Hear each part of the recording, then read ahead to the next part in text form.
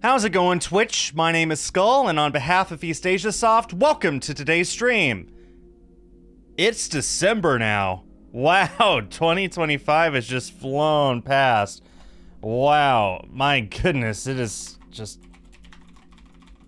Yeah, good lord. Anyway, today I'm playing a game called Winterlight, where silence says it all, which is a visual novel that is coming out later this week, so consider this an early look at the game. It's been a while since I've started a brand new visual novel on this channel. Of course, I've been playing Sunny Cafe on Sundays whenever there hasn't been anything else to play, and now I've got a brand new VN as well. Visual novels are one of my favorite genres of video game, and it always excites me to see a new one out, so I'm excited to play this. Explore a heartfelt and thought-provoking tale of bittersweet homecoming. Let's go ahead and get into it. Hi, Roth Sathi. How are you doing? Got my invisible drink again. You can see right through me. Anyway.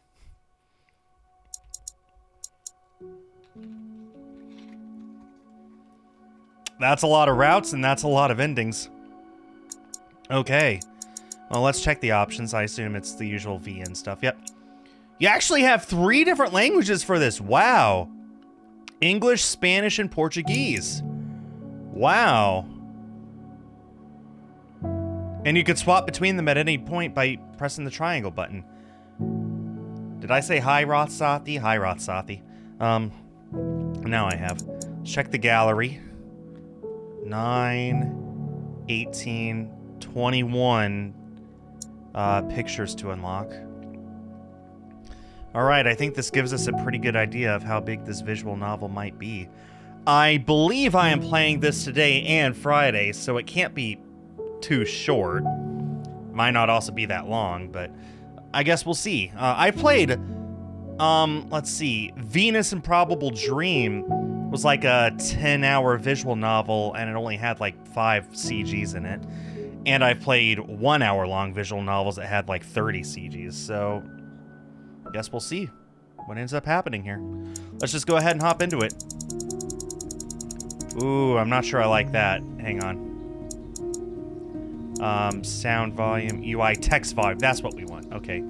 Let's just turn that off.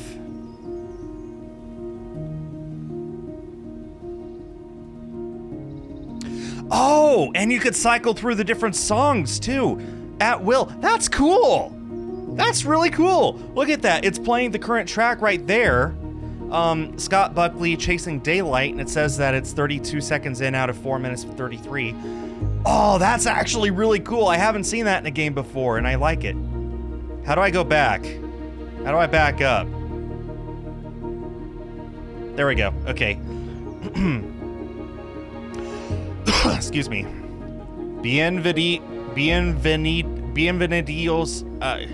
Bienvenidos a Bahia Mansa. Okay. Welcome to Bahia Mansa. I can at least understand that. I do realize that my webcam is blocking this text. I'm going to assume that this isn't voiced, in which case I will be doing voices, which means all the text that I'm covering you should be able to see. But I am fully capable of moving myself up to about here as well.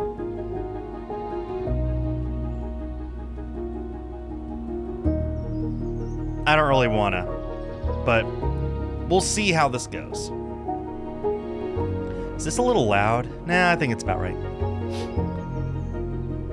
Let's actually get started now. It's a little loud. There we go. Day 1, the arrival. The sky was covered with gray clouds when Elias got off the bus.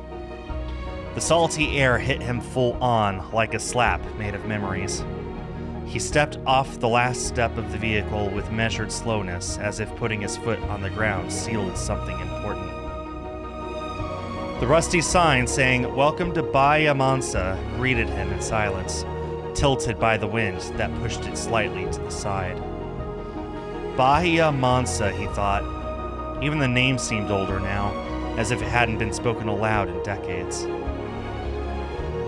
The salty breeze from the sea ruffled his hair with a familiar gesture.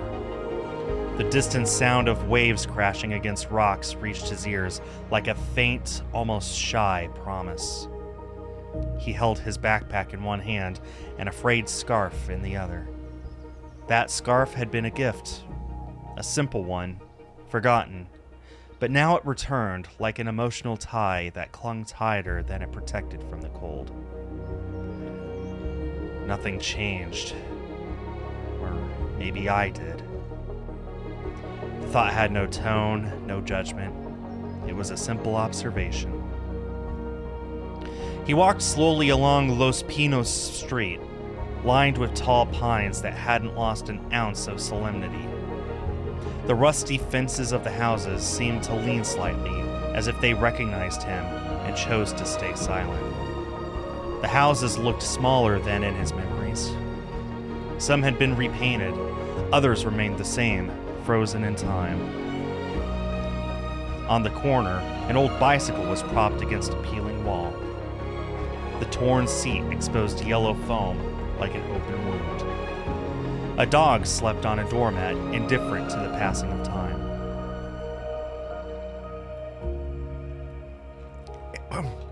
It twitched an ear in sync with its dreams. That house. Marcos used to live there. Did he leave too? A breath of sea air filled my lungs. Or his lungs. He coughed lightly.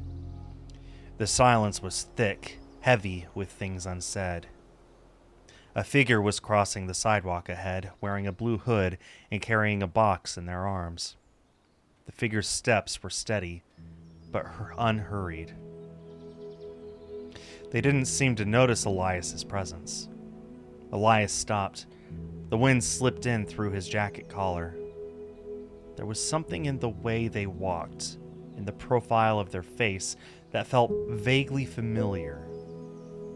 It wasn't just the shape. It was the energy. An old air. But the figure kept walking, without turning. Do I know her? The thought made his temples throb with sudden force, a sharp pain without a clear cause. Can I create a save state? Save right here. Yep.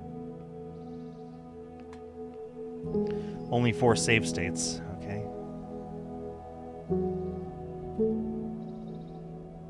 Oh, uh-oh. There we go.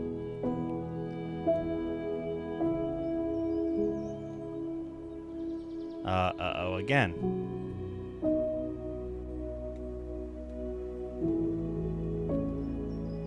Do I know her? Let's call out. How do I turn skip mode off? There we go. Hey! Excuse me. Evening, Dim Lord. Lurk away. The figure stopped, turning their head slightly, but didn't recognize him right away. And we're going to save right there.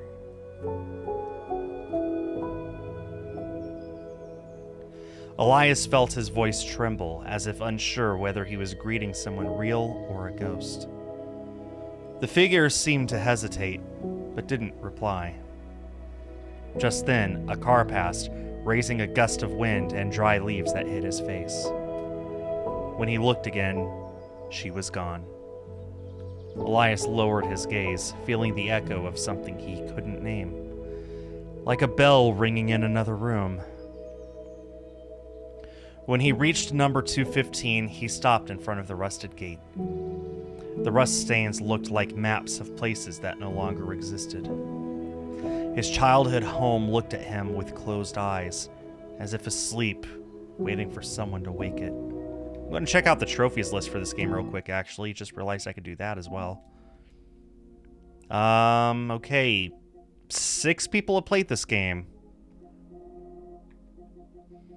Just reach the endings, unlock all images, visit the lighthouse scene. There's at least 3 chapters. A lot of choices here, my goodness. And only 4 save slots?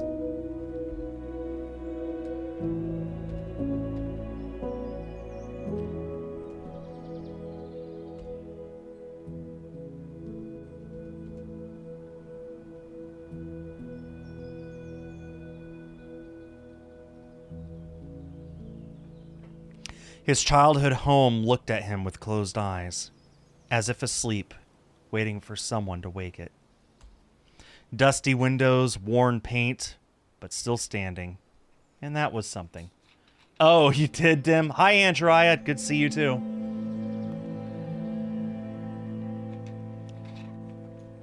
Grandma Clara had lived there alone for years. I'm back. He approached the iron gate and knocked with his knuckles. The sound got lost for a moment inside the house, as if unsure whether to make its way through. It took a few seconds, but a firm voice came from inside. I'm coming, I'm coming. Don't rush an old lady with a cane. The door opened with a long creak, like a rusty laugh. Family ties, trophy earned. Clara stood there, with her knitted sweater and wooden cane, like a breathing sculpture from the past. Her hair was tied in a messy bun, and a pair of glasses hung from her neck on a woolen cord. So, you came back, Elias. Aye, Grandma. Clara looked at him for a few seconds, before smiling. Hoo-wee! That is expensive, Dim. Oh, good gravy. I hope when you get it, you protect it in a sleeve or something. A smile that promised nothing, but demanded nothing either. Hey, look, with my invisible bottle, you can actually read the text if I were to hold it like this. You haven't changed as much as you think. She hugged him tightly, with the warmth only grandmothers have. That kind of hug that reminds the body what home means. I missed you. You sleep all cars out of or something? Good. Very good. No need to lie, but thanks anyway. They laughed, breaking the ice gently. They entered the house, which smelled of hot soup and old wool. The hallway was the same, with old photos hanging on the wall. The framed gazes seemed to follow him as he passed. One showed Elias with his mother at the beach.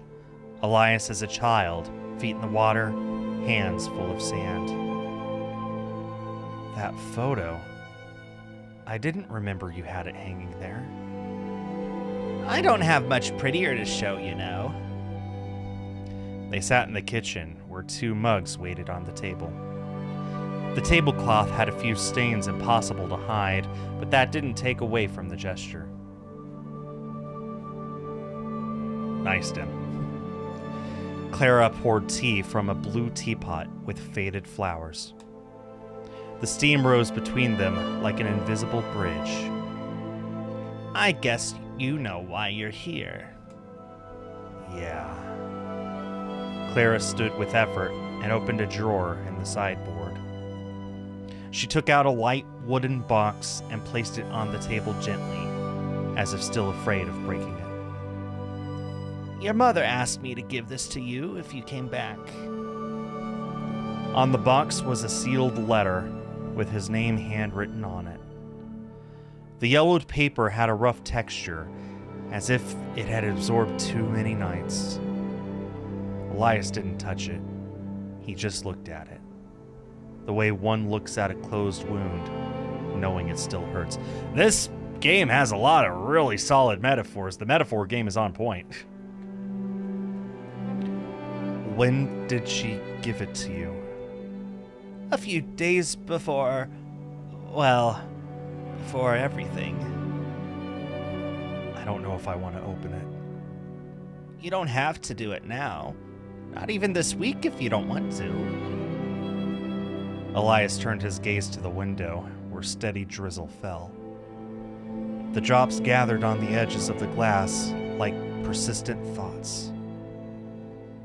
What would she write? An apology? A hidden truth? Want some soup? Please. Clara served the soup in deep plates with uneven edges. The steam smelled of vegetables, garlic, and something he couldn't identify, but smelled like childhood. It's been a long time since I had something this homemade.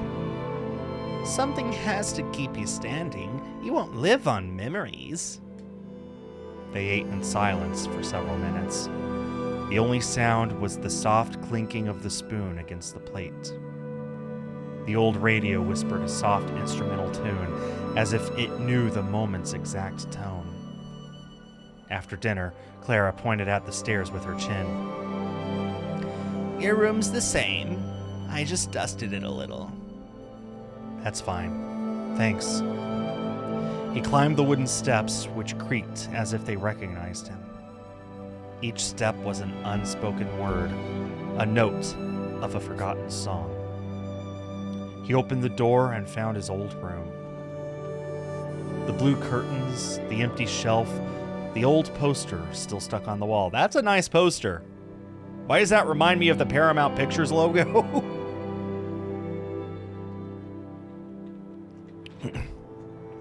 A deflated ball lay in a corner. He didn't remember leaving it there. He sat on the bed without taking off his shoes. The letter was still in his backpack, untouched. What if I don't want to know what it says? He lay back and closed his eyes. The sound of the sea came muffled through the glass like a distant rumor. He thought of his mother, the last time they spoke, what they left unsaid, what they didn't forgive. Why now, after everything? Outside, the wind moved the branches with a constant whisper, as if the world were saying his name without daring to raise it. Clara climbed to his room, slowly. If you need anything, I'm in my room. Thanks, Grandma. You could visit Cafe Horizonte tomorrow. It opened recently. A new cafe in town? Incredible. And they say the barista is a charmer, but don't get distracted. I'll do my best. Clara smiled and closed the door gently. The click of the handle was a final sigh. Elias was left alone, accompanied by his thoughts. Maybe this is just what I needed. The rain grew heavier as night fell over Bahia Manse. The room filled with soft shadows cast by the street lamp. This music is nice, very atmospheric. Elias took a deep breath, as if trying to absorb the calm of this place. I'm back. And everything's going to change, right? He closed his eyes, embraced by the invisible weight of the past. Thus ended his first day in Bahia Mansa. End of day 1. Day 2, Cafe Horizonte. The sun filtered timidly through the blue curtains of the room. Behind them, a pale sky promised a cool and serene day. Elias stretched slowly with the sensation of having floated for hours through layers of blurry dreams. The scent of old wood soaked into the walls and clothes felt both familiar and distant. He sat on the bed, and the creak of the mattress was like a sigh from the past. He stayed still for a few seconds, eyes fixed on the backpack. The letter was still inside, sealed like an oath, like a sweet threat he still didn't dare to face. Not today. Not yet. He ran a hand over his face, as if trying to erase the questions the letter hinted at without words. He got up and stretched his arms. The wooden floor was cold under his feet. He went down the stairs slowly, each step accompanied by the scent of toast and freshly brewed coffee. Good morning, sleepyhead. Sleepyhead? It's 8 o'clock. Bahia Mansa wakes early, dear, and toast doesn't wait. Clara served Cafe au Lait. Oh my goodness. Cafe au Lait, I'm going to go with. that Cafe Alight, until someone corrects me. In 2 striped mugs, one of them with a small chip on the rim Elias remembered breaking as a child. The tablecloth was vinyl, with fruit patterns faded by years and the sun that came in every morning through the window. An instrumental version of an old tango played softly on the radio. Probably not what we're hearing right now, but that's fine. Did you dream anything? I don't remember, but it was peaceful. That's saying a lot already. They sat down to eat breakfast. The silence between them wasn't awkward. It was full of shared knowledge, of words that weren't needed. Elias watched the golden light bathe the table, spilling over the mug like a promise. Clara spread butter on toast with slow, precise, almost ritual movements. Every time I see the word toast or I think of a toaster, You know what they say, all toast is toast toast. I don't know why that's stuck in my brain. It lives in my head rent-free. Anyway. You could go for a walk, see if the town recognizes you. Is the fair still on Saturdays? Thursdays now. The new mayor's doing. Incredible. I don't know if he governs or improvises, but there he goes with his poncho and his broom. Elias chuckled softly, grateful for that dose of morning sarcasm. He finished his coffee and put on his coat, slowly, as if stepping not just into the street, but into another chapter. Well, chapter 2 of the game, so... The air was fresh, smelling of salt, fresh bread, and damp earth. The clouds drifted lazily, casting soft shadows along the waterfront. I wonder why the game is called Winterlight. Because this is clearly a coastal city in the middle of summer. The subtitle is Or Silence Says It All. Been seeing a lot of unsaid words. So, yeah. I'm curious. He walked down the seaside path, giving small nods to vaguely familiar faces. A man in a beret looked at him with doubt, as if his face was an echo. I think that was the grocer. Ruben? The bakery Delicias del Sur was still in its place, with its red and white striped awning fluttering in the wind. The aroma from inside was intoxicating. Flour, yeast, quince jam. A little further ahead, a new sign caught his attention.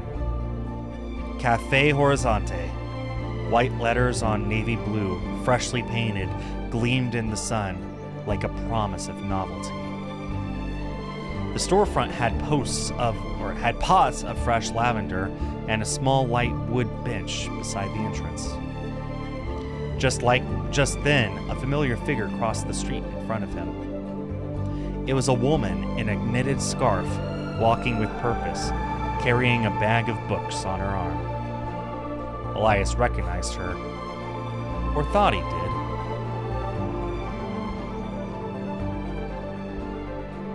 Mara. At least, she looked like Mara. The way she tied her hair, the rhythm of her stride, everything spoke of a memory that still hurt, but sweetly. He hesitated for a few seconds. The cafe was there, waiting for him with its scent of cinnamon and refuge. But so was she. And the chance that it was her was a thorn in his heart. Okay, saving there and there. Great.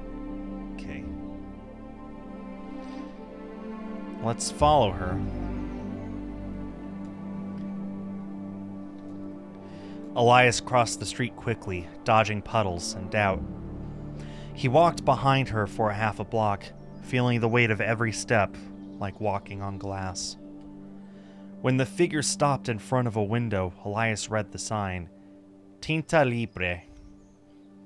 The window is filled with handmade books, brushes, hand-bound notebooks, and small paper sculptures. He didn't dare to go in. He stood on the sidewalk, hands in his pockets, heart in his throat. Mara, or whoever it was, set down the bag and tied her hair in a messy bun without looking toward the street. She didn't see him. But still, Elias raised a hand in a timid, almost involuntary gesture. You can't even see this. There's a ban evader who's trying to post in the chat. You guys can't even see it. I can. And they posted twice with 2 different URLs. You idiot. Can't even remember who it was that paid you to bot my chat. That is quite the name. Got it. Yeah, well, I can, Dem. No need to worry. Then he sighed, turned around, and walked back to the waterfront. The Café Horizonte sign was still there, steady, as if it knew he'd come back. He pushed the door open, a bit flustered, but curious. The place smelled of espresso, wood, and something sweet he couldn't quite place. Oh, I know. I mean, I'll still report them. I can still do that. I opened up a tab to do that once the stream's over, so gotta focus on this first. Square tables of light oak cushioned chairs. This looks strongly like the inside of that cafe from True Colors, except there's no picture of a burger on the wall. Actually, I think a lot of cafes look like this. This is triggering some sort of memory in my mind of a cafe that we went to in Juneau, Alaska last year. Maybe all cafes just look like this. Filament lamps and a shelf full of mismatched mugs completed the scene. Stranger no more. Talk to Yvonne. Good morning. Sit wherever you like. A young man behind the counter looked up and smiled with his eyes. He had dark hair tied back in a messy ponytail and wore a black apron stained with flour and chalk. His movements were quick, but gentle, as if he knew time in the cafe followed a different logic. Thanks. He sat near the window, where the sun entered gently like a welcomed guest. He watched the dust motes float in the light, like drifting thoughts. First time here? Yeah, I just moved back to town after several years. Oh, then a double welcome. You like your coffee strong or gentle? Something that wakes me up, but doesn't insult me. Perfect. One right in the middle, then. Ivan smiled knowingly and disappeared behind the machine, which began to hiss and sputter. Elias rested his elbows on the table, looking out the window. The street looked like a frozen postcard. An elderly couple walked by holding hands. A dog yawned in the sun. This is too peaceful, but I needed it. The thought settled on him like a light blanket. Here you go. A gentle awakening, as I like to call it. Thanks. So, what brings you to Bahia Masa? Vacation? Reunions? I came back to live with my grandma. I'm sorting things out. Sometimes going back is the only way to move forward. Elias looked at him a second longer than needed. He nodded in silence and tasted the coffee. It was right on the edge between comforting and sharp. Good, another coffee game. Sunny Cafe is on my mind, obviously, so. It's really good. I get that a lot, but I'm still glad to hear it. For a few minutes, they stayed in silence, sharing the cafe's calm. A couple of customers came in, greeted with gestures, and sat without ordering. The town's routines were in motion. Yvonne served them with a natural smile. He seemed to know not just their orders, but their stories, too. Elias watched, curious, the way Yvonne moved, as if he'd always belonged there. This guy fit into town better than I ever did as a kid. He finished his coffee slowly, savoring every sip, as if it were a step towards something uncertain. How much is it? On the house. For your first day. You don't have to. Not up for debate. Tomorrow, if you come back, I'll charge you double. Deal. He left Cafe Horizonte with a faint smile that didn't show, but could be felt. The wind tousled his hair as he walked toward the plaza. The benches were empty, except for a pair of sparrows. This is a nice-looking town. Look at that. Look at this. It's nice. Only one boy played with a ball near a kiosk, laughing with a freedom Elias had forgotten. He sat under an oak tree and closed his eyes, letting the breeze brush his face. I still don't know why I came back, beyond the obvious. But something tells me that this won't be as simple as signing a few papers. He remained quiet for a while, letting time do its thing. When he returned home, Clara was in the garden, carefully trimming dry leaves. The sun filtered through the branches of her fruitless peach tree. Did you go to the cafe? Yeah, they gave me a really good one. That new boy's got magic hands and a pretty face, if you ask me. Grandma. What? Can an old lady look? They went inside the house together as the afternoon fell. The golden light passed through the windows lazily, spreading over the floor like a farewell blanket. Elias went up to his room, taking off his shoes and coat with slow movements. He opened his laptop out of habit, but didn't type anything. He just stared at the blank screen for minutes, as if waiting for the words to appear on their own. I don't feel like working or thinking. He closed the laptop and pulled out the wooden box. The letter was still there, untouched, heavy, like an emotional stone. What if I'm not ready? He put it back and lay down on the bed. A gust of wind made the window creak. The curtains swayed like gentle ghosts. From the kitchen came the scent of toast and something baking.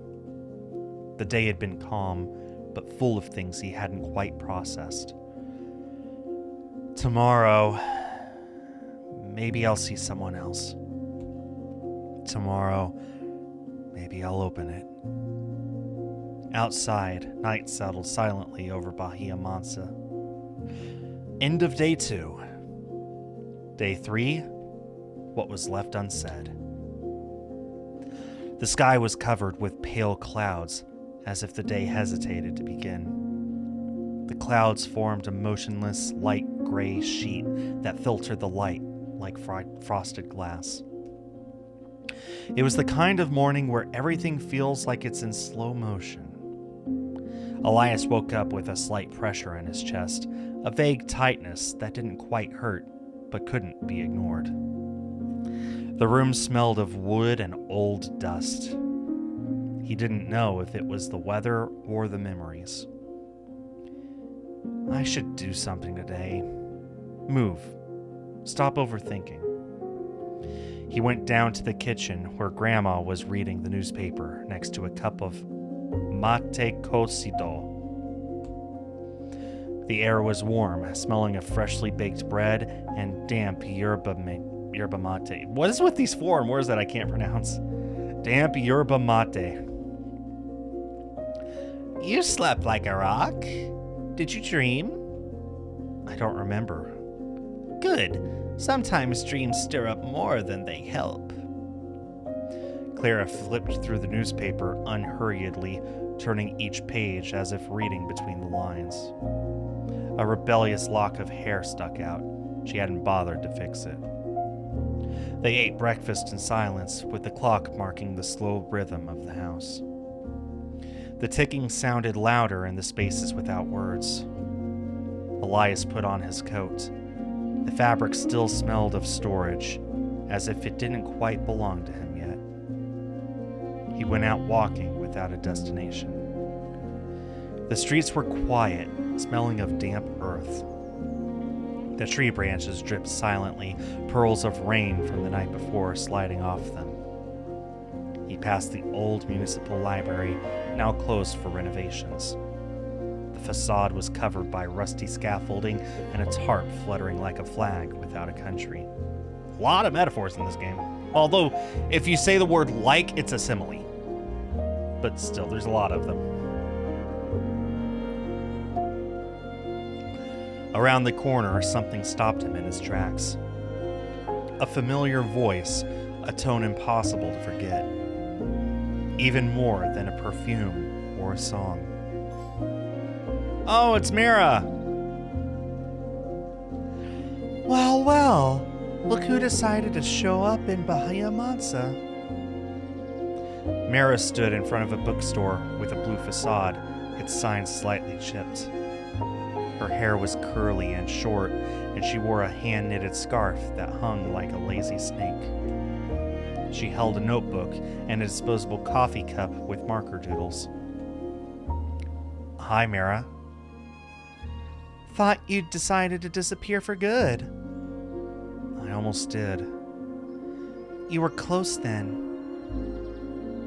The tone was sarcastic, but there was no venom in her eyes. Just a kind of weariness, like someone repeating a line rehearsed too many times. I came for my mom. I know. The whole town does. I figured.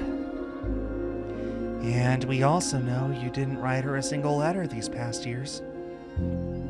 I didn't come to justify myself. Good thing. A silence settled between them, uncomfortable but necessary. They both knew words were only the surface. You're still here.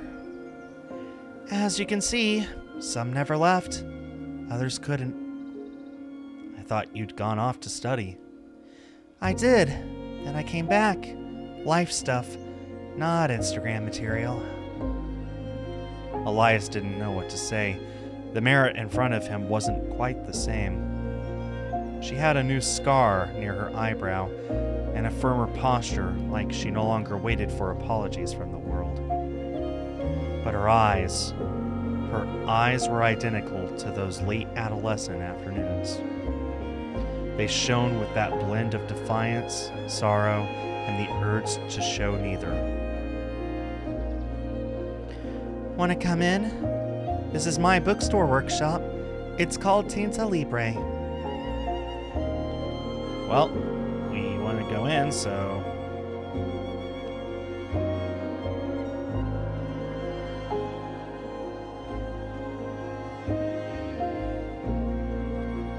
Oh, that was the wrong one. I wanted to accept. There we go. Sure. I'm curious. So top one. Mira gave a faint smile, surprised, and pushed the door open with her shoulder. A little bell rang, a bell with more history than shine. The place smelled of new paper, coffee, and a hint of lavender. A lot of lavender in this town. The walls were lined with wooden shelves, some filled with books, others with handmade notebooks, hand-painted bookmarks, and jars of brushes. A hanging lamp cast shadows over an old cabinet full of sewing kits and ribbons.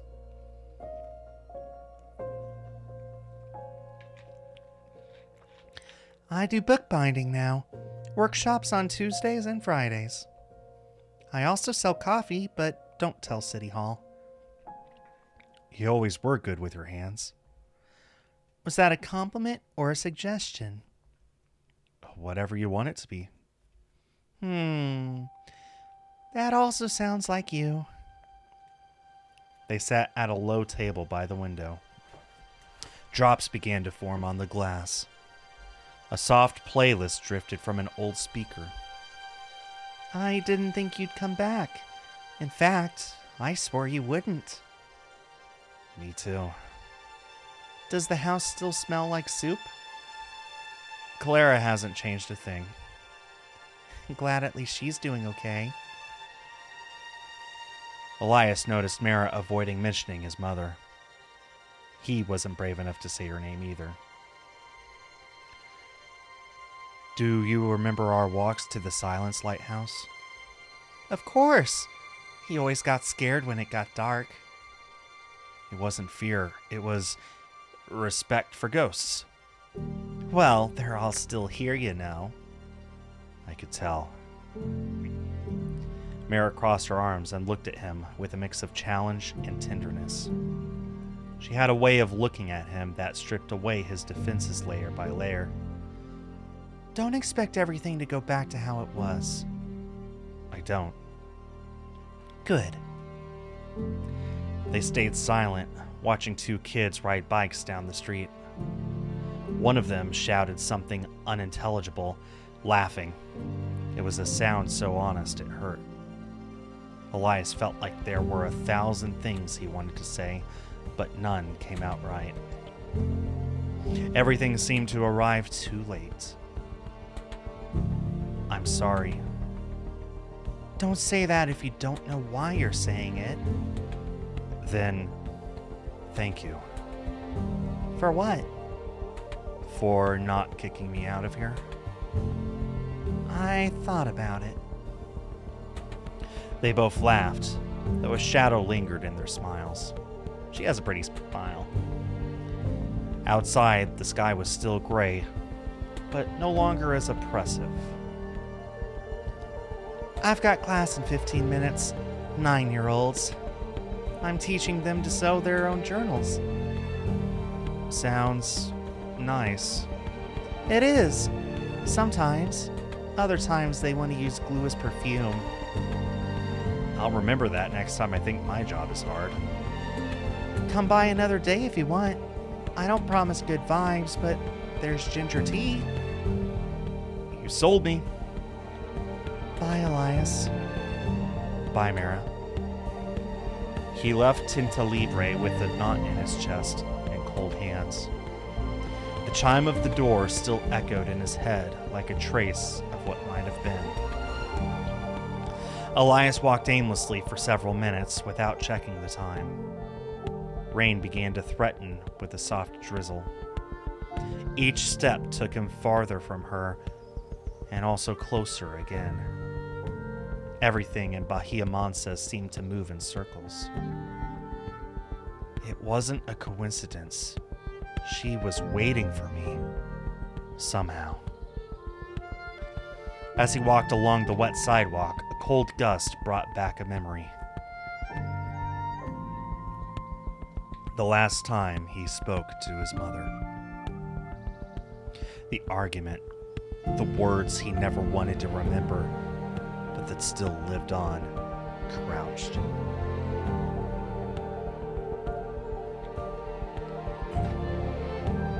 So, you're leaving without saying anything more than it's for the best?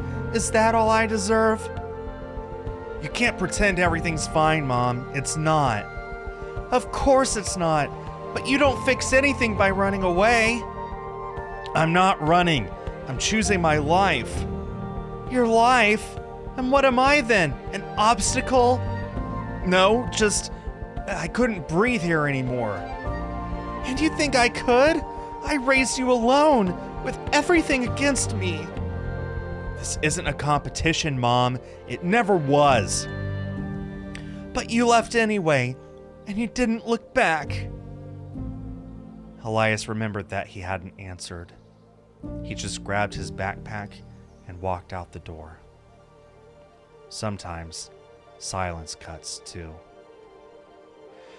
When he got home, Clara was waiting on the porch, knitting, with the expression of someone who already knows the answer. I saw you from the window. Did you run into someone? Yeah. Mara? Yeah. And how did it go? She invited me into her bookstore. Didn't spit on me, so I guess good. That's excellent. For both of you, really. They went inside together as night began to fall. The sky had turned ash gray. The house smelled of stew.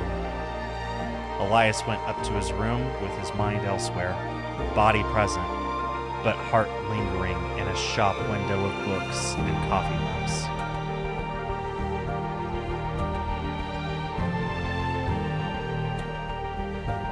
He sat by the window and looked towards the plaza. The lampposts flickered from the humidity. The letter was still sealed. Today it didn't matter. The past had other ways of reaching him.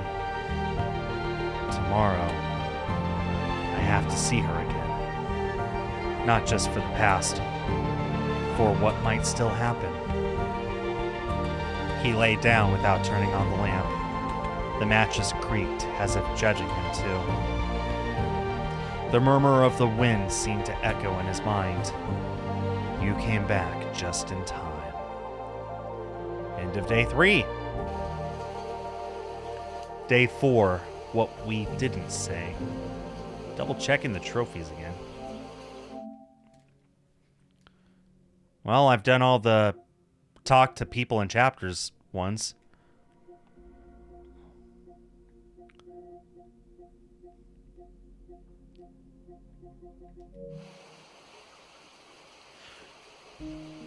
The rain had been hitting the roof with a steady rhythm since before dawn.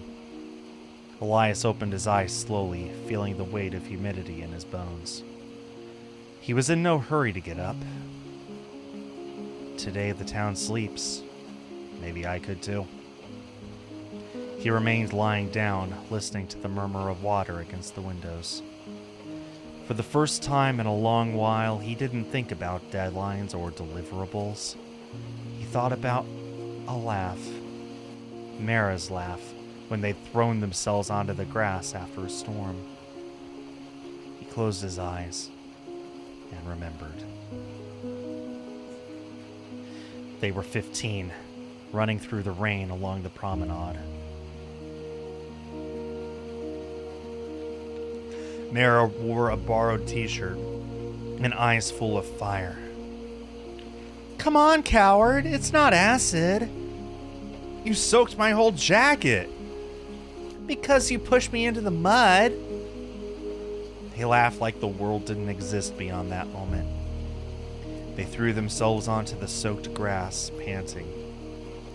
I'm going to get killed if I get sick. You won't get sick. You're too stubborn for that. I'm going to miss you when you leave. What if I don't leave? Would you stay? I don't know. Depends if someone gives me a reason. They looked at each other in silence. They didn't kiss, but they thought about it. He came back to the present, like being yanked from a warm dream. Elias sat on the bed, eyes fixed on the backpack. He pulled out the wooden box with trembling hands. The letter was still intact, the white seal unbroken. I could open it now. He held it between his fingers. The paper was thicker than he remembered.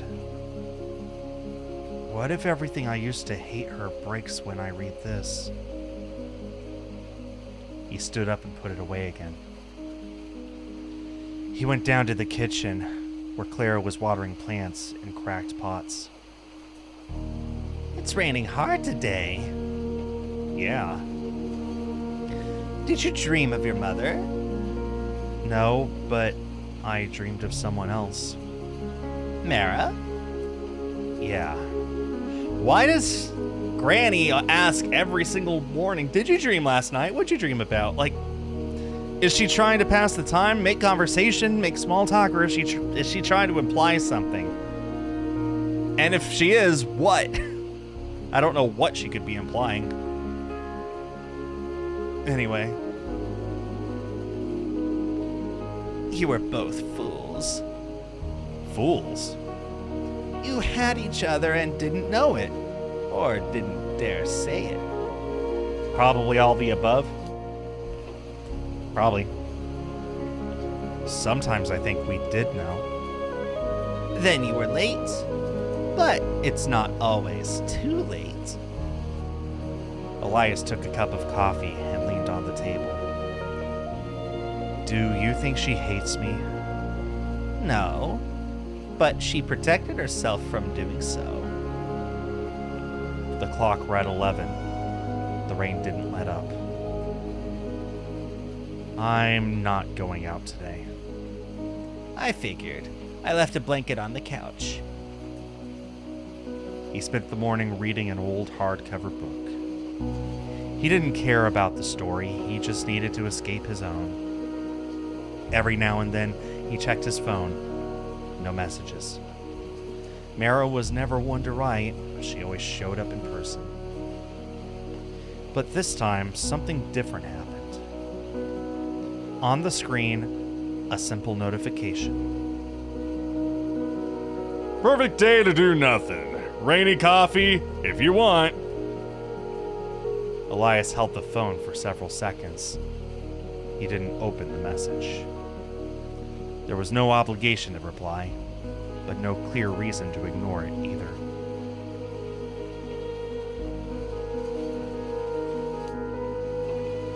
Well, I am out of save slots, so... Great.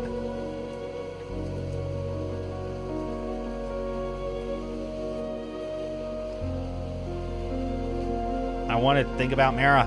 Mara! There we go.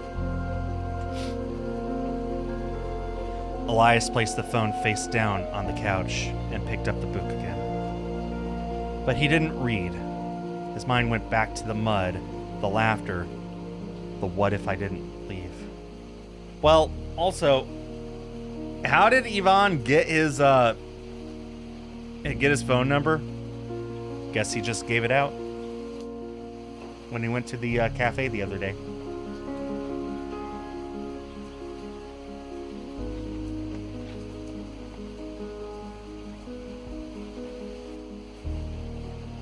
He went to grab his notebook, opened to a new page, drew a curved line, then another, a silhouette, a scarf. It was her, no face, but it was her. He thought about the things they never said, the things they still could. He remembered a scene he always avoided. They were 17. Mara was crying, and he didn't know why. You don't need to understand. Just listen. But if you don't tell me what's going on... Not everything can be explained. Sometimes things are just felt. She left without closing the door. He didn't follow. After that, they never spoke again. He had no energy to start something new. But he did want to go back to something old. He opened the file untitled.txt and added one more line. It was raining, like when everything still felt possible. He didn't know if he was talking about the story or his life. He let the sounds of the rain fill the silence. At some point, he fell asleep, dreamed of his mother, a gray day, and a cup of tea. She read him a story in a low voice. And the fox looked at the little prince and said, "What is essential is invisible to the eye." Why is the fox sad? Because he learned to care. He didn't understand then. Now, he did. When he woke up, Elias didn't go downstairs right away. Instead, he opened the attic door, looking for an old blanket. The air smelled of dust, damp wood, something kept too long. In a corner, he spotted a box with his name written in faded marker. He crouched, opened it. Inside were school drawings, a movie ticket, an unsent letter, and a blurry photo. In the image, he was about 5. His mother held him by the waist, laughing. On the back, in smudged ink, a phrase. Watching you grow was my daily miracle. Elias froze. The photo trembled in his fingers, though there was no wind. Why didn't you say this out loud? He slipped the photo into his pocket. He didn't cry, but something softened inside. He closed the box carefully, as if it were fragile, and went downstairs in silence. Before reaching the kitchen, something made him stop. Excuse me. The bookshelf. Another attic made of paper. He ran a finger along the dusty spines, reading familiar titles like old friends' names. He pulled out a book at random. There was a dried flower between the pages. On the first page, a dedication in his mother's handwriting. For when you wonder where you came from or who you take after. It was a book of Russian tales, one Clara used to read to him when he was sick. He flipped through it slowly, not looking for anything specific, just letting something find him.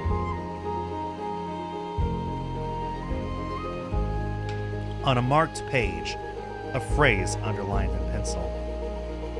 The heart remembers what the mind fears to forget. He closed the book, went to the kitchen. Clara had already made soup. Eat something. You've got a long face. I'm not hungry. You're a terrible liar.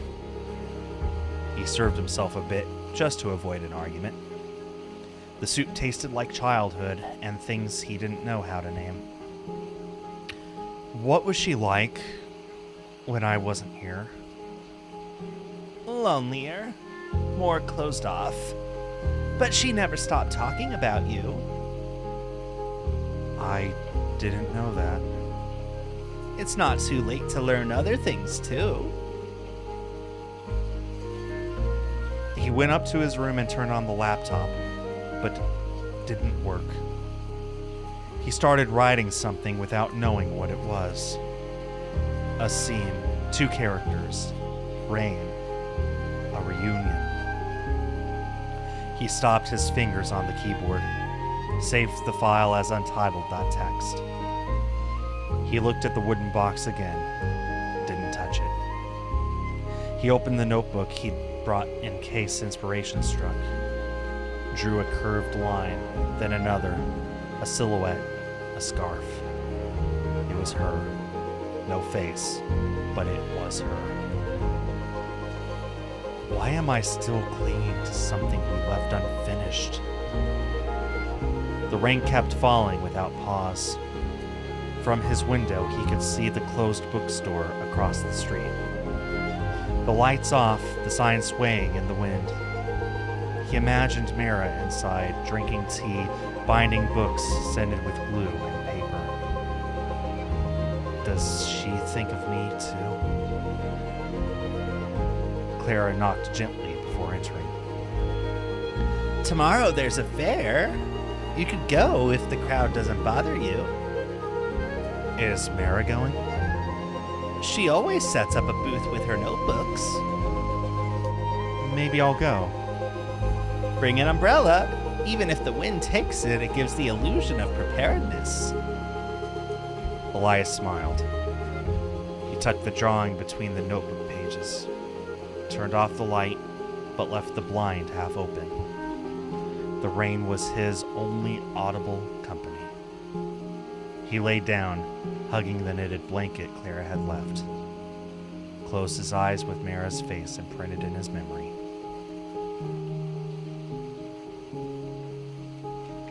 I don't know what'll happen tomorrow, but I want to see her again. The letter was not opened that day. Sometimes truths need more time. End of day 4. Day 5, Winter Fair. The sky was clear, but the air had an icy edge that cut the skin. Elias woke up with the feeling that something was about to happen. His chest thumped with a strange rhythm, like there was an appointment he didn't remember scheduling. He opened the window. The murmur of voices and music drifted from the plaza. There's a fair today, in case the noise didn't give it away. You told me. I like to remind you, so you can't say you didn't know. He had breakfast in a rush, anxiety stuck in his throat. He put on his coat, gloves, and a gray scarf he found on the rack. I'm going to see her today, and I want to. I don't know what I want. He walked to the plaza, where the stalls lined up like little wooden houses. Those are cute little stalls. Very cute. There was the smell of homemade bread, hot chocolate, and wet leather. Children ran between strings of bunting and tables with jam jars. A guitarist sang soft ballads by the fountain. And why is my eye itchy all of a sudden? My goodness. Oh yeah, I went to the eye doctor yesterday. My prescription has changed so little I don't even need new glasses.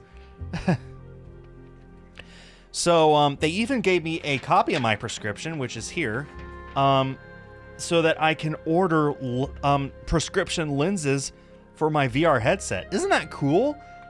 That you can just buy prescription lenses to put inside your VR headset so that you have 20/20 vision in VR.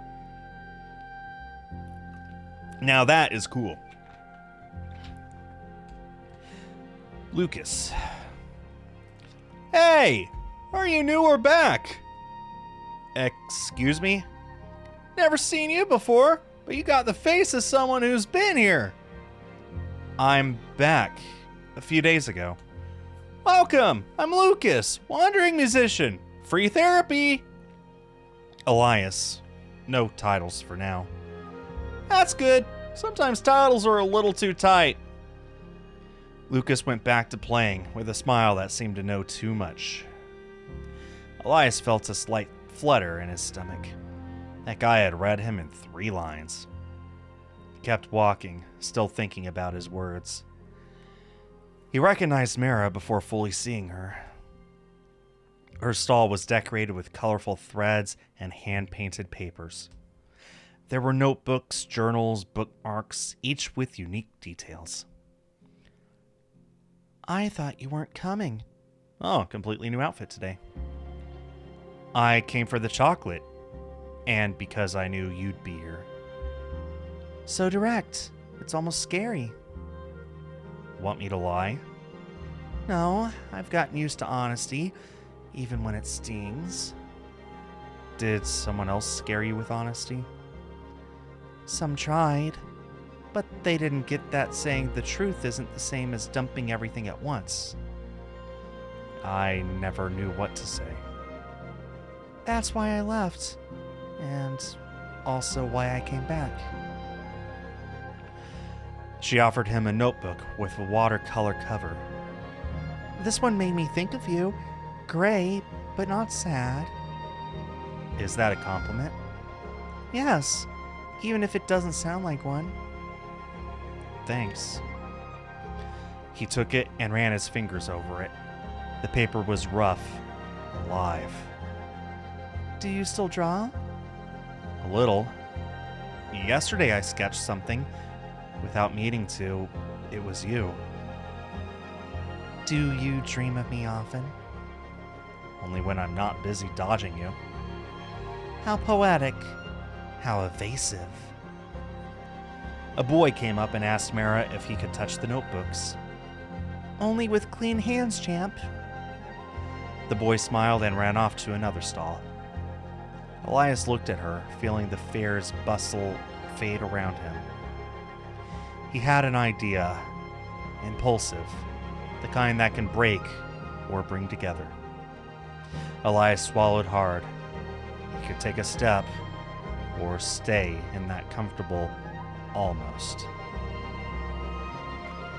What if I lose her again by not asking anything?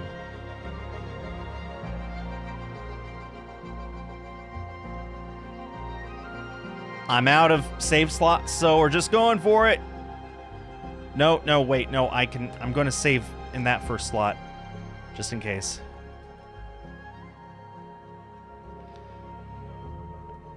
Want to walk around the fair a bit? Mira looked at him in surprise, then smiled, just slightly. Leave the stall alone. What if someone takes something? I'll watch your stuff after. Promise not to steal even an eraser.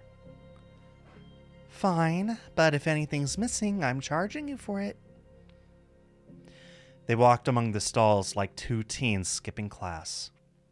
Talked about silly things, weird jam names, a color of knitted hats. Laughed at things only they understood. I like this. Like what? This not talking about the past for a while. We'll have to talk about it anyway, you know. I know. But not today.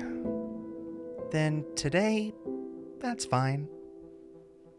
They stopped in front of Lucas's stall. A song for the leopards! We're not that.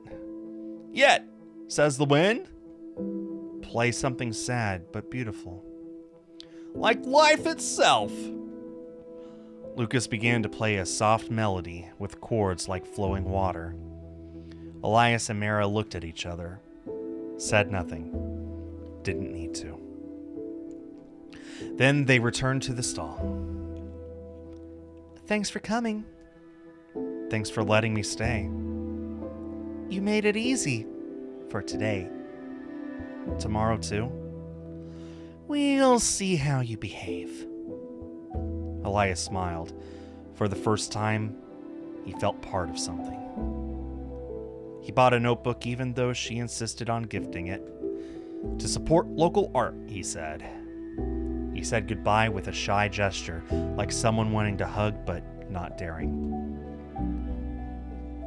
He walked home slowly, notebook in hand, and a lighter heart.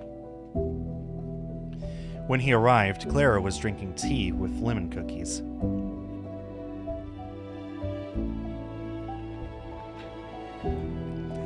I saw you laughing in the plaza. How strange. Strange, but nice. Did Lucas sing something to you?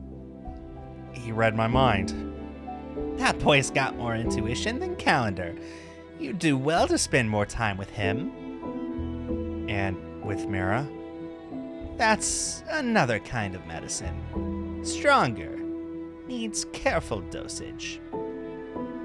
Elias took a cookie and sat across from her. Know what I like about seeing you like this? Like what? Like you unbuttoned something. You're less intense. Maybe I loosened the scarf. Or maybe someone loosened a knot. Elias didn't reply, but smiled, mouth full of cookie, and something more. No fair tomorrow, but life goes on. Don't dim out, okay? I'll try. That's enough. He went up to his room and opened the new notebook. On the first page, he wrote just one word: reunion. Then he put away the notebook and sat on the bed. The letter was still in the box, no longer pressuring, just waiting. He closed his eyes with Lucas's music still vibrating in his ribs. Day 6, to stay or not to stay.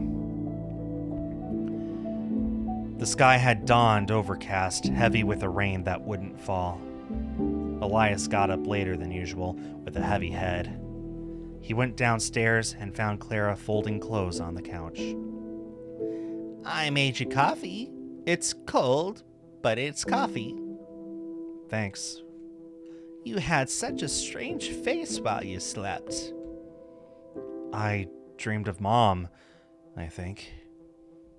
Clara nodded without looking at him, arranging a pair of socks in a pile. Did she say anything? No. She just looked at me, like she was waiting for something. She always looked more than talked.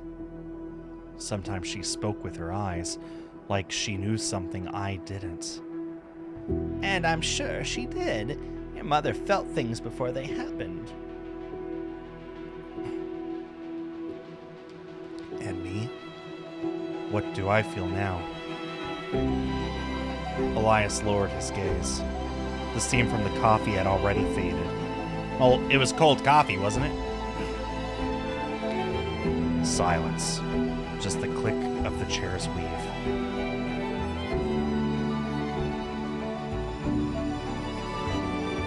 Are you going out today? I don't know. Are you going to work? I don't know that either. Are you planning to stay here doing nothing much longer? Elias looked at her, surprised and a bit annoyed. Is that what you think I'm doing? Nothing? You're floating, like you're waiting for someone to push you. I just buried my mother. Sorry if I'm not ready to reorganize my life. I'm not asking you to reorganize it, Elias, just to decide if you want to be here. And what if I don't know? Then it's time you start figuring it out.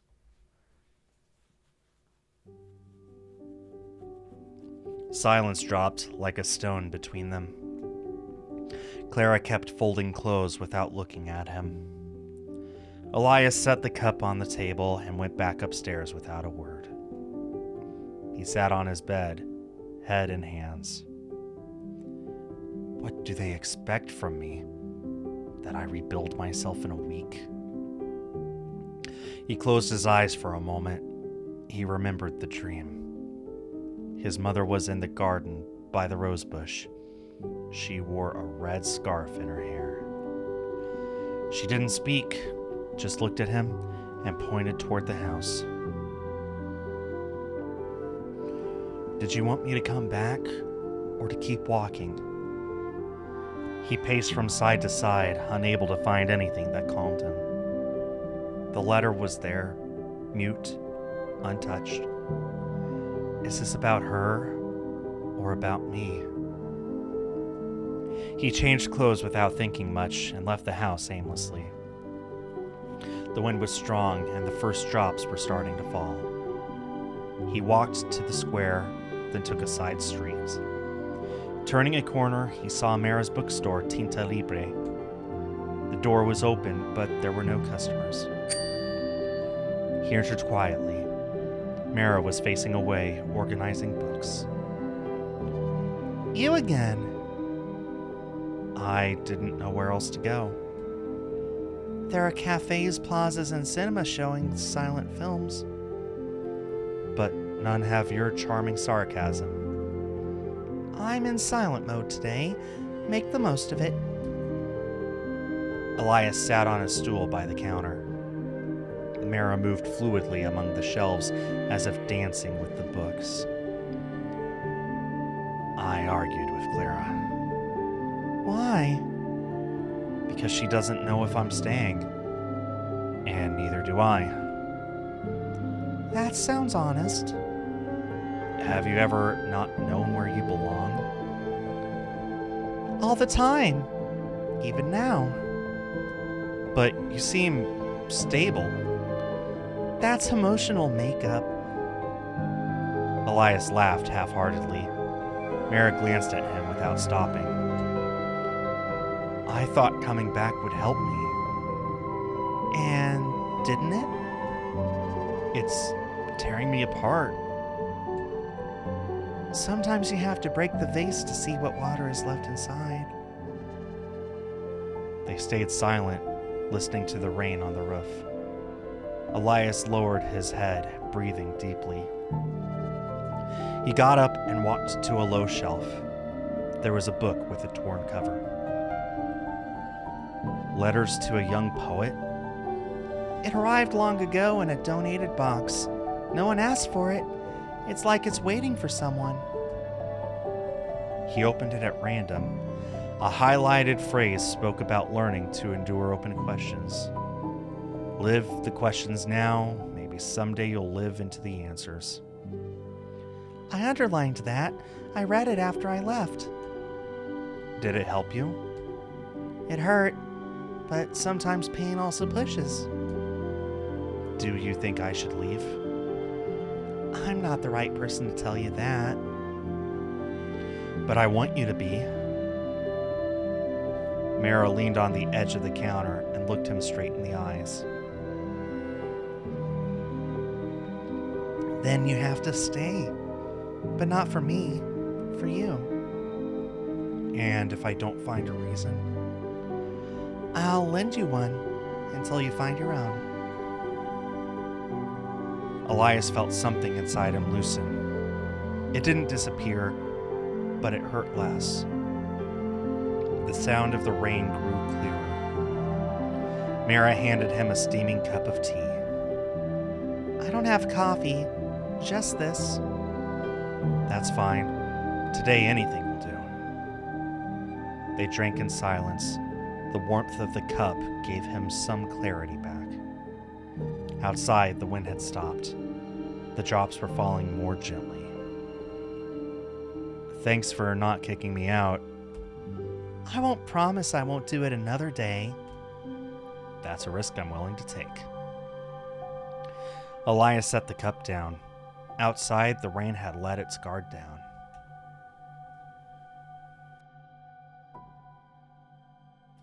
For a moment, he hesitated whether to stay a bit longer or let that kind silence turn into a farewell.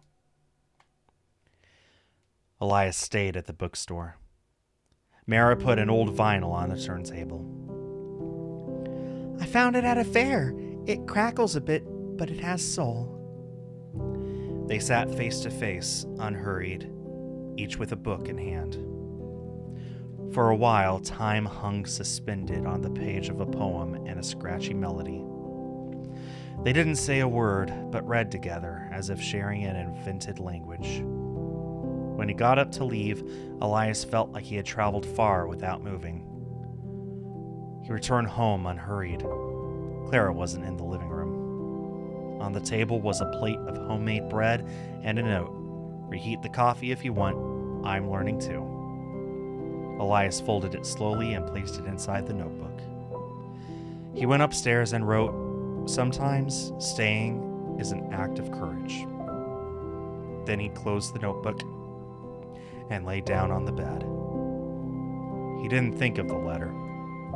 He didn't think of his mother. He only thought of a firm gaze, a warm cup, a borrowed phrase. Maybe I'll stay a little longer. End of day 6. Okay. I have to believe we're close to the end of this route, right? Can I do a save here? What's the most recent one right there? Okay. I want to go back to the main menu. The common route is 100% complete. I'm only 10% into Mara's route. Okay, so I guess I'm not close to the end. Wow. Okay. Why only 4 save slots? I need more save slots. Rain fell as if there were no tomorrow. Each drop hits the roof like an unanswered question. Elias woke up feeling like he had slept inside a dream. The house was silent. Clara couldn't be heard. He peeked into the hallway. Everything was calm. He went down to the kitchen and found a note written in black ink. Went downtown for errands. I'll be back when it lets up a bit. Don't drown. He smiled unintentionally. You can totally see through this. That's fun. He had breakfast with cold toast and reheated coffee. A perfect Sunday if one wanted to disappear from the map. Has it really been 3 days since the fair? We had the fair. A day where we stayed inside. Yeah, I guess it is Sunday now. Okay, fair enough. He looked out the window. The world was gray and aquatic. The streets seemed empty, only the sound of water running through the gutters. He sat on the couch with a blanket over his legs. He tried to read, couldn't. He tried to write, even less. He looked at his phone, not a single message. Maybe she's at the bookstore. He got up without thinking too much. Put on his coat, grabbed an old umbrella, and headed outside. The water beat against the umbrella as if trying to pierce through it. He walked fast, but without rush, like someone unsure if they want to arrive or turn back. On the way, he passed Don Vicente's shop, still open, though run by another face now. He went in, saw an old box of lemon cookies like the ones he used to share with Mara as kids. He bought them without thinking. Didn't know if they were for her or for himself. Turning the corner, he saw the light on at Tinta Libre. The door was slightly ajar. The sign said closed. He gently pushed it open and peeked in.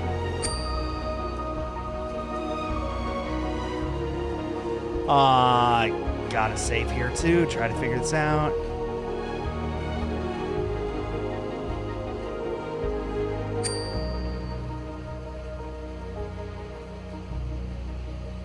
Oh man, which I bring offerings, I guess, makes the most sense if we're trying to get on our good side, but I'm going with it. Mara raised an amused eyebrow. I wasn't going to let you in, but cookies are cookies. You may enter. Mara was barefoot, hair tied up, holding a mug in her hands. She wore a long sweater and mismatched socks. She sat on the floor, surrounded by books like they were sleeping animals. You have no idea how good it feels to be here. It's my cave. Sundays are lawless. Even for me? You're a questionable exception. Elias left the umbrella at the entrance and sat across from her. He pulled out the cookies from his coat and offered them. Do you still like these? More than I admit. Thanks. They shared one in silence. The damp texture matched the weather. The yellow light of the place softened the world's edges. Outside, the rain continued its uninterrupted symphony. Do you always work on Sundays? No, but today I didn't want to think. Me neither. They shared a thick silence, the kind only people with a shared past can hold. Mara turned the mug in her hands as if reading secrets in the steam. Do you remember when we played the no-talking game? And we won every day because we spoke with gestures. Nobody understood that. Didn't need to. She looked at him briefly, like she wanted to say something she regretted holding back. Do you remember the night at the lighthouse? The storm one? That one.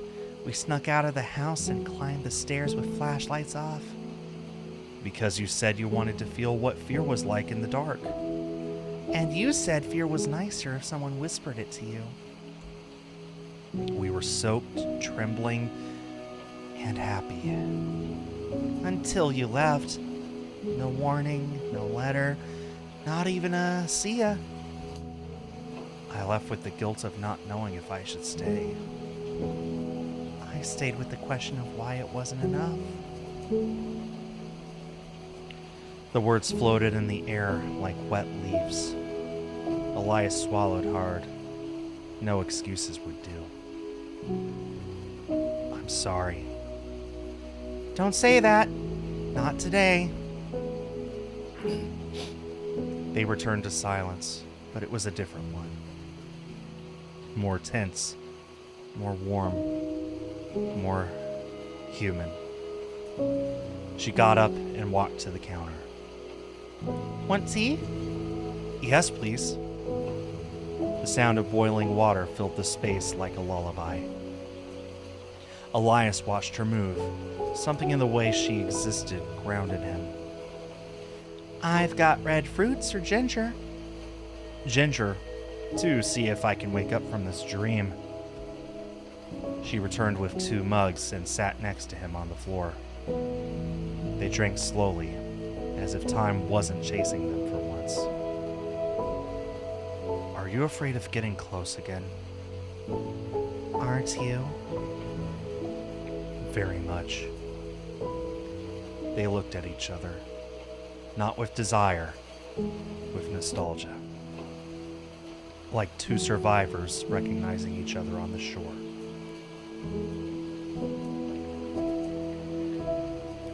Sometimes I think if I had left, I wouldn't remember you so vividly.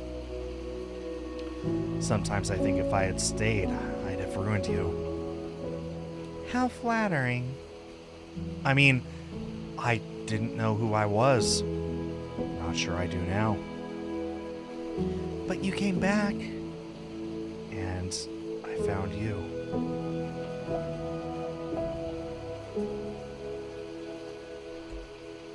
Elias tilted his head until his forehead touched hers. It wasn't a romantic gesture, but an intimate one. Almost reflexive, like seeking warmth mid-storm. Mara didn't move. She just sighed, deeply, as if she'd been waiting for that gesture for hours. Don't leave this time. Elias closed his eyes for a moment. He felt her warmth, the calm rhythm of her breath. Not if you keep lending me reasons to stay. Mara smiled slightly, a smile Elias didn't see but felt. For a moment, everything seemed to make sense. Outside, the rain beat harder, but it no longer mattered. In that corner of the world, there was warmth and closeness. Elias allowed himself to imagine for the first time staying not just in town, but in that company. Are you staying? I don't know yet, but I don't want to leave anymore. That is something already. They stayed like that for a long while. Sometimes they talked, sometimes they just listened to their own breathing. The afternoon turned ashen. The lights seemed dimmer. In a corner, Yvonne appeared briefly. Oh, sorry. I didn't mean to interrupt. It's okay. We're closed anyway. Hey, Yvonne. I was just dropping off some books. I'll bring them another time. You don't have to leave. It's okay. Another day. Yvonne smiled politely, but it didn't last. He left in silence. Elias lowered his gaze. Mara didn't say anything. Your bookstore has a life of its own. Only when someone stays long enough to notice. Night fell, and the rain finally stopped. Elias stood up, a bit clumsily, legs numb. Been there. Thanks for letting me be here. Wasn't so terrible. Can I come back? I don't know. You'll have to bring cookies. They smiled. Ooh, that's a beautiful, beautiful shot of the night. Elias walked out to the street. The ground reflected lamplights like fallen stars. Fallen stars makes a lot more sense, doesn't it? He walked slowly back home. Clara was sleeping on the couch, a blanket up to her neck. On the table, a covered plate and a note. Saved you dinner and a bit of patience. Elias smiled. He went upstairs quietly. He lay down, still wearing his coat. Tonight, I don't need to think. Just remember. Into day 7. And I'm going to do another save so I can check and see. Okay, this is a long VN. This is a lot longer than I expected. So I feel comfortable ending it here and picking this up from this point on Friday. In the last 15 minutes, I've only gotten in another 10%. So I'll be happy if I can finish Mara's route by Friday. I guess we'll see. Okay. Good to know. Let's check that gallery, see how many CGs we've unlocked. Okay, it looks like we've unlocked 7. Not even half. Nice. Ooh, got some pretty pictures here. I like this one of them as kids in the rain. Interesting if that's supposed to be Mara. Has different hair from the back. Anyway, yeah, that's where we're going to end today. So that was a early look at Winterlight, where silence says it all, coming out this week. So yeah, I love visual novels. This is an intriguing one. I'm very curious as to what that letter is that his mom left him. I'm sure it's a nice one. I guess we'll just have to see what happens next time. So see you all then. Thank you to everyone who was here. Dim Lord, Andriah, Rodsathi, and the bot. Love seeing a bot. Better luck next time. Shout out to the lurkers, and shout out to everyone watching on YouTube afterwards. Again, Winterlight, where silence says it all, is out this week. Go get it. On behalf of East Asia Soft, I have been Skull. Have yourselves a great day and a great week. Happy December, everyone. We're at the end of the year, and I'll see you all next time. Bye-bye.